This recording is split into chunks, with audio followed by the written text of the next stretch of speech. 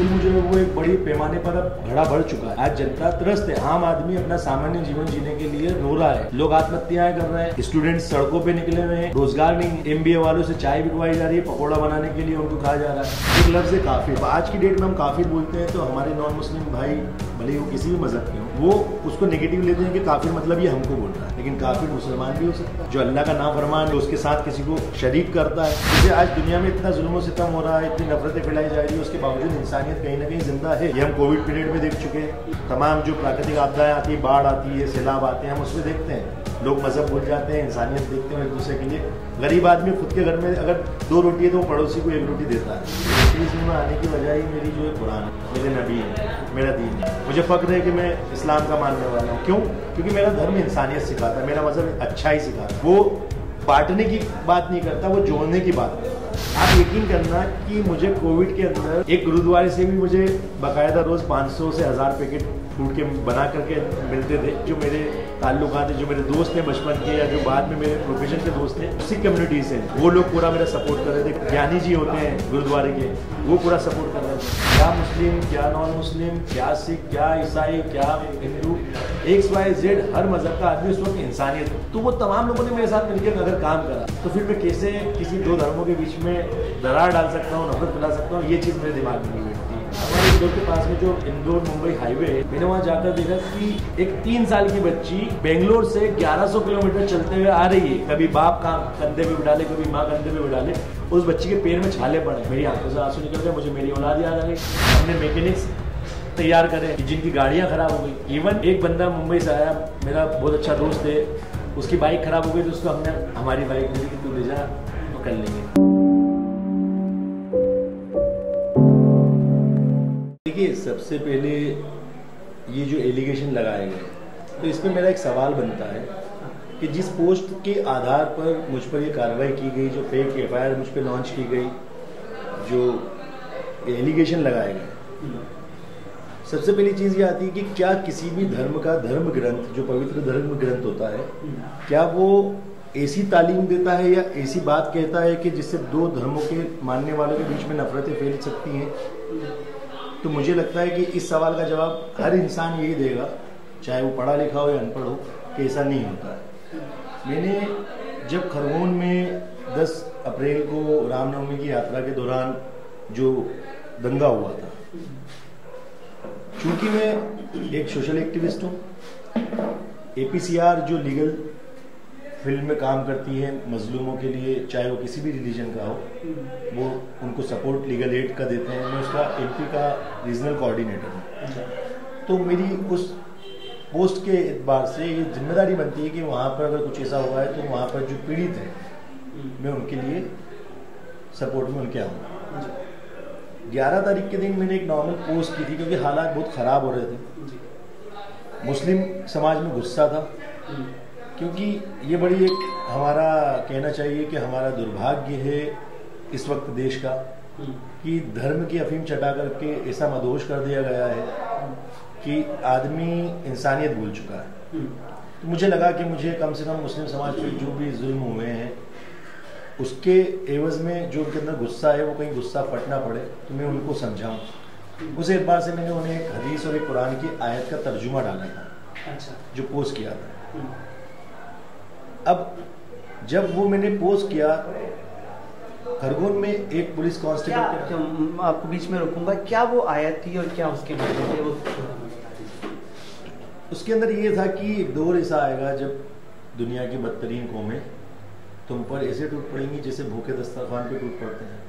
तुम्हारी तादाद बड़ी होगी लेकिन तुम चौराहों पे सड़कों पे घसीट के मारे जाओगे। ये एक हदीस थी। हो सकता है कि इसको किसी भी बात को कहने के तरीके जो हैं वो हम अपने नजरिए, अपने सोच के एतबार से लेते हैं, तो इसको कुछ लोगों ने गलत एतबार से ले लिया। लेकिन इसके बाद जब जो कुरान की आयत थी कि उसके अंदर ये लिखा था कि लेकिन तुम अल्लाह की रस्सी को मजबूती से थामे रहो, सब्र से काम लो, तौबा और इस्तगफार करो, जुल्मत के दिन ढल जाएंगे, एक दिन तुम गालिब आओगे। यहाँ पर अल्लाह ईमान वालों के साथ साथ तमाम मखलूक को ये कह रहा है कि जो भी मजलूम है उनका एक दिन जरूर आता है, जुल्म का अंत होता है।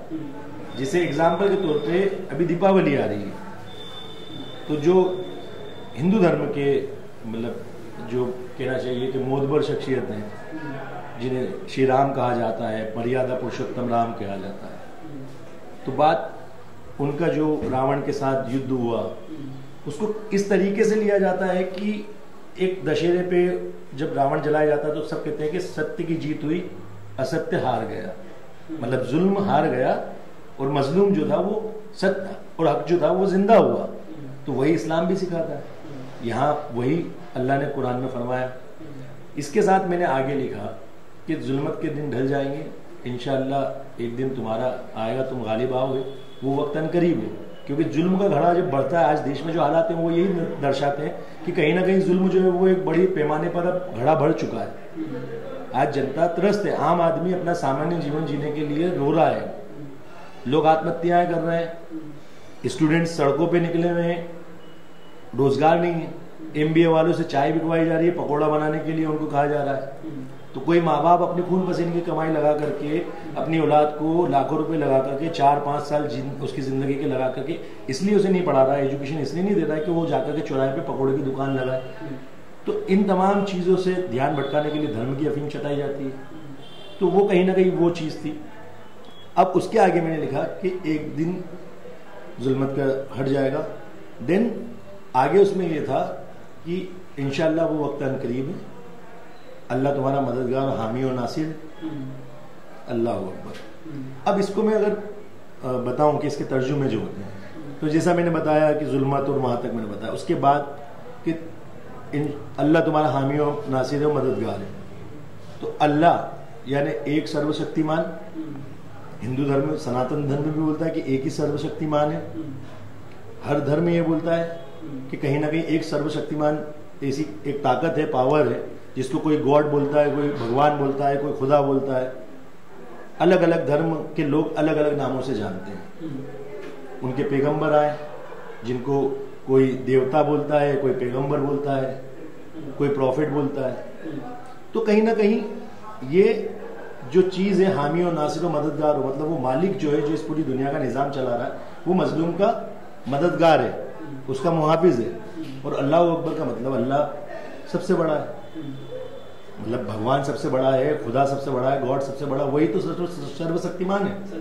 तो ये बात मुझे नहीं समझ में आती, कहीं से भी किसी भी एंगल से मेरे दिमाग में फिट नहीं होती है कि ये बात किसी के सेंटिमेंट्स को, किसी की धार्मिक भावनाओं को कैसे हाथ कर सकती है। एक लफ्ज है काफिर।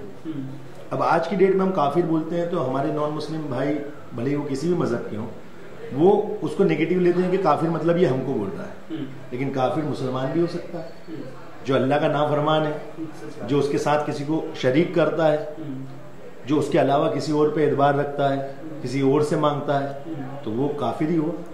तो वो वर्ड पर्टिकुलर उनके लिए है कि जो अल्लाह का नाफरमान है, अल्लाह के साथ किसी को शरीक करता है ना, इस्लाम में ये कहा गया है। तो उसी तरीके से बदतरीन कौम जो हुई, तो बदतरीन कौम के अंदर मैंने धर्म तो नहीं लिखा कि बदतरीन धर्म है, बदतरीन मजहब है। मैंने किसी पर्टिकुलर मजहब का वहां जिक्र नहीं किया, मैंने कौम की बात की। अब कौम में तो कोई भी आ सकता है। जुल्म आज मुसलमान भी कर रहे हैं, हिंदू भी कर रहे हैं, सिख भी कहेंगे, अपराधी के तौर पे कर रहे हैं, रेपिस्ट के तौर पे कर रहे हैं। जुल्म तो जुल्म है, जालिम कोई भी हो सकता है। तो बदतरीन वही हुआ ना, बदतरीन का मतलब क्या, कि बुरा इंसान। तो बुरे इंसानों को सबको मिलाओ। दूसरी चीज कि जो इस्लाम के नबी हैं, पैगंबर हैं, जो हमारे नबी हैं, हुजूर पाक सल्लल्लाहु अलैहि वसल्लम, जिन्हें रहमतुल लिल आलमीन का खिताब देकर अल्लाह ने भेजा। तो आपकी उम्मत तो तमाम आलम की मखलूक है, वो सिर्फ मुसलमानों के नबी नहीं है, वो तमाम आलम की मखलूक है। उनके बाद कोई ऐसा नहीं आया, ना आ सकता है। तो आप एक चीज समझिए कि जब वो अपने महबूब को रहमतुल लिल आलमीन बनाकर भेज रहा है, तो यहाँ पर बदतरीन कौम में भी उसके नाफरमान सभी मजहब के हो सकते हैं, मिक्स भी हो सकता है। हम पर्टिकुलर एक सब्जी खाते हैं और एक मिक्स वेज खाते हैं, हम मिक्स सब्जी तरह तरह की मिलाकर खाते हैं, तो वो मिक्स वेज वाली जो चीज है वो बदतरीन कौम है, वो कोई भी हो सकता है। लेकिन यहाँ पर चूंकि अभी जो मैंने आपको बोला कि धर्म की अफीम चटाई कर इतना बदगुमान कर दिया गया एक दूसरे के लिए, नफरतें इतनी फैला दी गई एक दूसरे के लिए कि वो पर्टिकुलर कुछ लोगों ने उसको उस नजरिए से लिया होगा। अगर इस विचारधारा का होता तो वहाँ तो मैं ये सोचता ना कि नहीं, मुझे मेरे आदमी का काम करना है, मुझे इसका काम नहीं करना। सही बात है। तो वो तमाम चीज़ें हैं, क्योंकि मेरे मजहब यही सिखाता है ना। मैंने आपको कहा कि मेरे नबी रहमतुल लिल आलमीन है, पूरे आलम के लिए रहमत है, तो मैं उनका मानने वाला हूँ। तो मैं भी यही नीयत रखूँगा कि इस कायनात पे, इस धरती पे हर एक जानदार चीज़ जो है वो मेरे नबी की उम्मत है, इंसान के तौर पे। तो मैं उनको कहीं ना कहीं फ़ायदा पहुँचाऊँ, ताकि वो इस चीज़ को एक्सेप्ट करें, वो इस चीज़ से मुतासिर हों, वो समझें कि इस्लाम जो है एक शांति का मज़हब है, इंसानियत का मज़हब है, अच्छाई का पैगाम देता है, बुरे से रोकने का बोलता है। और यही हर धर्म कहता है, हर धर्म के धर्म ग्रंथ यही कहता है। तो इसमें क्या आपत्तिजनक हो सकता है? आप खुद सोचिए। तो मेरी 29 सितंबर को मेरी रासुका खारिज हुई थी, और रासुका के जो मेरा हियरिंग हुआ उसमें जो माननीय जज महोदय थे, जो 3 जजेस होते हैं, उन्होंने भी एडमिनिस्ट्रेशन से यही सवाल किया, तीनों जजेस ने। हाँ, मतलब पूरी बेंच में जो मेन थे, बोर्ड में जो मेन जज थे, उन्होंने यही सवाल किया था, जो एडमिनिस्ट्रेशन की तरफ से आए थे वहाँ पर, ACP या DCP लेवल के जो भी अधिकारी थे, कि उनसे भी मेरा सवाल यही था। उन्होंने जब ये सवाल किया कि क्या इसमें तुम्हें लगता है कुछ आपत्तिजनक है, तो मैंने उनसे कहा कि सर कोई धर्म ग्रंथ कैसे आपत्तिजनक बात कह सकता है, आप ये बता दीजिए। मुझे तो नहीं समझ में आता है कि कोई धर्म ग्रंथ, चाहे वो रामायण हो, गीता हो, बाइबिल हो, कुरान हो, गुरु ग्रंथ साहिब हो, और तमाम जो दूसरे देशों में तमाम दूसरे मज़ाहिब है, कोई भी किताब, चाहे वो यहूदिज्म में तौरात हो, XYZ जितने भी धर्म ग्रंथ है, कोई भी आपत्तिजनक बात कैसे लिखेगा? तो आपत्तिजनक बात धर्म ग्रंथ में नहीं होती। हाँ, ये है कि उसके मानने वाले जो फिलोसफर्स होते हैं, जो शिक्षाविद होते हैं, फॉलोअर्स होते हैं, वो कहीं ना कहीं अपनी सोच के हिसाब से उसके अंदर, लेकिन वो धर्म ग्रंथ में तो चेंज नहीं कर सकते ना। और कुरान में तो अल्लाह ने उसकी हिफाजत का वादा लिया है, तो हर ईमान वाले का ये मानना है कि कुरान के अंदर कोई फेरबदल हो नहीं सकता। उसे रोशनी और हिदायत देने वाली किताब कहा गया है, और वो तमाम उम्मतियां हैं, तमाम जिंदा इंसानों के लिए, वो चाहे किसी भी मजहब के। आप किसी भी देवता को मानो, किसी भी भगवान को पूजो, किसी भी गॉड को प्रे करो, लेकिन आप अगर इंसानियत सीखना चाहते हो तो आप उससे भी ले सकते हो। उन्होंने ACP से यही सवाल किया था कि इसमें क्या आपत्तिजनक है। ACP जवाब नहीं दे पाए थे, उन्होंने मतलब रखा कि साहब ऐसा ऐसा है। तो उनका कहना यही था कि इनके इतना लिखने पर आपने रासुका लगा दी, आज इससे ज़्यादा बोला और कहा जा रहा है, उन लोगों पर आपसे कार्रवाई नहीं होती है, और उन लोगों पर आप कोई FIR दर्ज नहीं होती है, और आप इन पर इतना सा लिखने पे आपने कार्रवाई कर दी।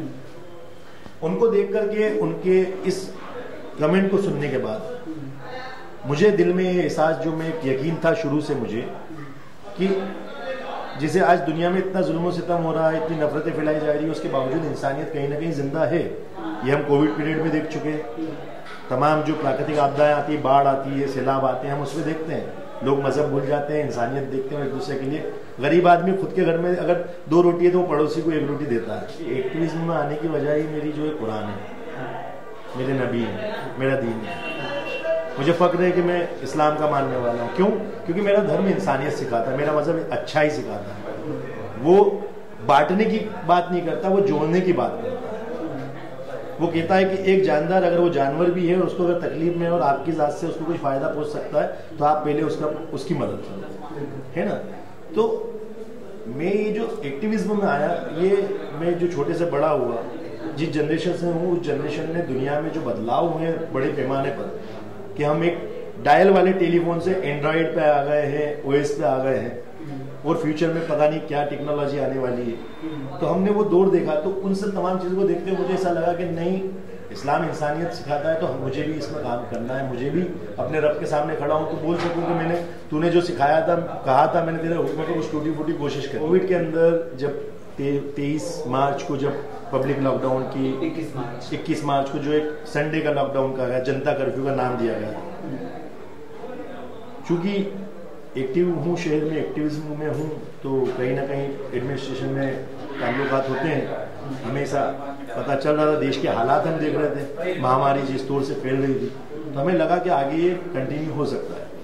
तो 23 मार्च की रात में मैंने अपने कुछ साथियों से डिस्कस किया, मैंने यार ऐसा कुछ लग रहा है, हमें कुछ तैयारी करना चाहिए। अब तैयारी किस तरह की? चूंकि हेल्थ इश्यूज था, तो हमने बोला हम डॉक्टर्स से बात करके देखते हैं, हम मेडिकल फील्ड पे जो अपने जो भी रिसोर्सेज हैं हम उनसे बात करके एक टीम डेवलप कर लेते हैं। साथ ही हम जो है राशन, क्योंकि जब जनता कर्फ्यू लगा उसके बाद नेक्स्ट डे से लॉकडाउन लग गया था, तो हमने नेक्स्ट डे पूरा राशन का इंतजाम किया। देन हमने बस्तियां चुनी, वो बस्तियां जिन्हें गंदी बस्ती कहा जाता है, जिनमें जाना कोई सफेद कॉलर वाला पसंद नहीं करता है। हमने वो बस्तियों को चुना, हमने राशन के लिए वहां पर काम किया। अल्हम्दुलिल्लाह मेरे शहर की कई तंजीमें उसमें शामिल नहीं। सबसे बड़ी देखिए यहाँ पर भी वही बात आती है कि जो मुझे कहा गया कि धर्म में, दो धर्मों में नफरत फैलाने का काम किया, सामाजिक वैमनस्य बनाने का काम किया। आप यकीन करना कि मुझे कोविड के अंदर एक गुरुद्वारे से भी मुझे बाकायदा रोज 500 से 1000 पैकेट फूड के बना करके मिलते थे डिस्ट्रीब्यूट करने के लिए। जो मेरे ताल्लुकात हैं, जो मेरे दोस्त हैं बचपन के या जो बाद में मेरे प्रोफेशन के दोस्त हैं, जो सिख कम्युनिटी से हैं, वो लोग पूरा मेरा सपोर्ट कर रहे थे। जो ज्ञानी जी होते हैं गुरुद्वारे के, वो पूरा सपोर्ट कर रहे थे। उन्होंने मुझसे कहा कि मैं रोटी बनाने की मशीन दे देता हूँ, आप आटा ले आओ भाईजान, हम यहाँ पे रोटी बनवा देंगे, आपको रोटी बनना है। वहीं एक श्री साईं बाबा ट्रस्ट है, उसके जो महात्मा जी थे, वो रोज मुझे 200 पैकेट बोले, भाईजान इससे ज्यादा नहीं कर पाऊंगा, लेकिन ये आपको जानता हूँ, आप पे यकीन है, तो आप ये बांटे।